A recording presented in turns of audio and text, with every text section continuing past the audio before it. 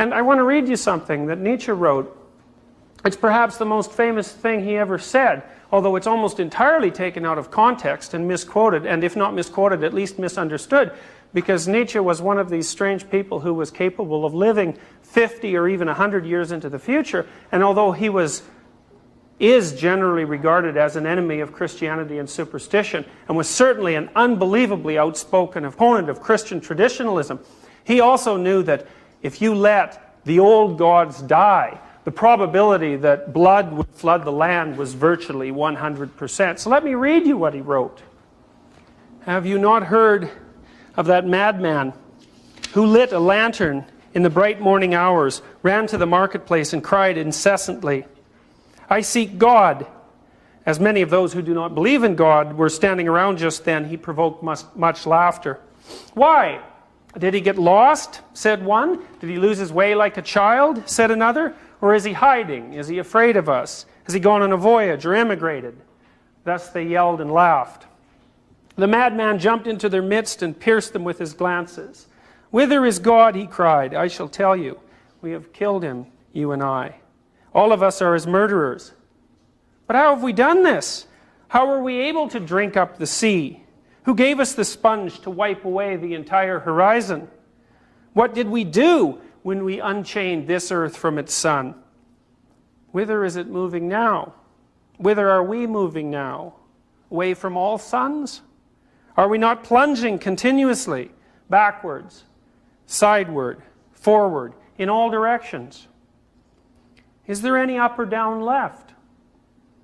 Are we not straying as though through an infinite nothing? Do we not feel the breath of empty space? Has it not become colder? Is not night and more night coming on all the while? Must not lanterns be lit in the morning?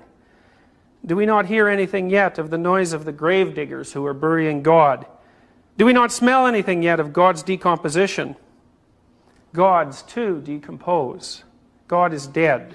God remains dead, and we have killed him.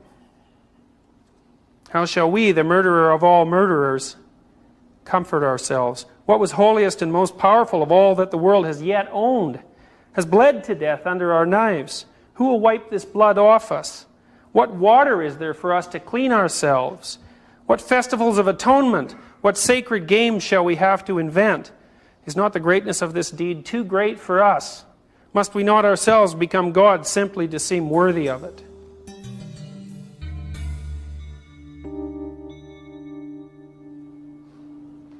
Well, as you can tell, that's a much different notion from the casual "God is dead" quotation that's most generally associated with Nietzsche. Well, what is he saying?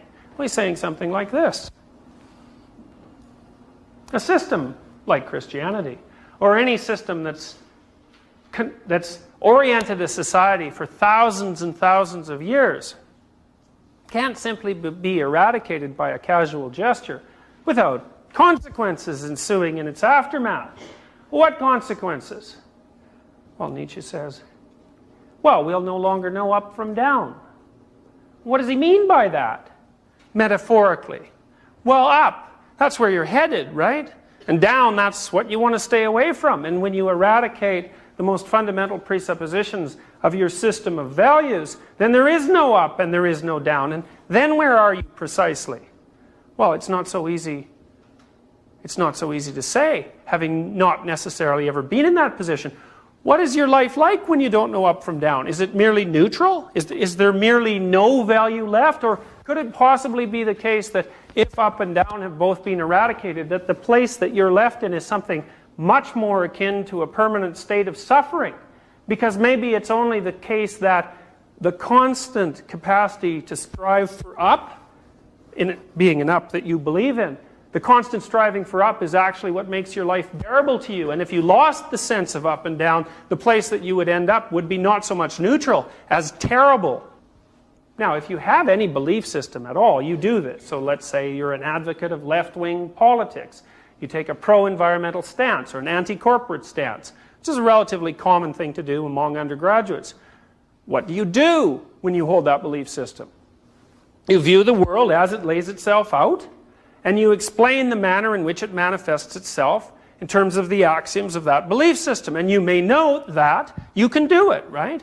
You can tell a credible story about why the world is the way it is by adopting, say, an anti-corporate perspective.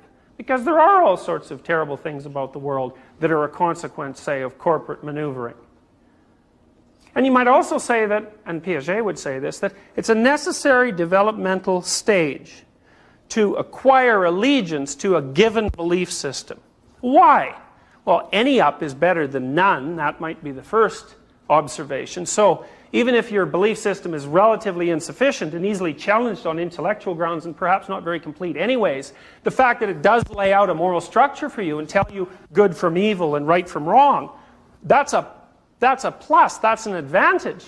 Now, its relative intellectual weakness and its incoherence, assuming it is incoherent to some degree, that's a flaw. But that doesn't mean that the effort to establish a system like that is worthless. It's worthwhile. And Nietzsche said, say, with regards to Christianity and Europe, he said, well, the errors, intellectual and moral, of institutional Christianity are essentially beyond count. But there's one thing you have to remember.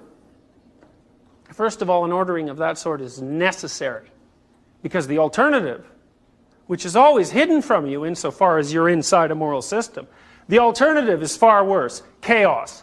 That's worse.